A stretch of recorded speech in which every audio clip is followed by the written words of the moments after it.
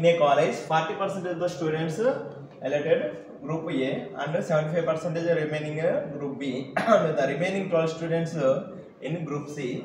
Then the number of students who applied for the college is an okay, right. So simple one. So total 100% లో మనకి group A లో ఎంతమంది 40%. So 40% of them are group B అంట. So remaining 60%. Okay. Remaining 60% లో 75% in group B అంట, right. So out of 60% 75% means so 50% is 30, 25% equal to 15. So 15 plus 30 45% in group B, remaining 15% in group C. So మన ప్రకారం 15% కానీ ఇప్పుడు ఏమి ఇచ్చాడు, the remaining 12 students most important question మొత్తం మీద.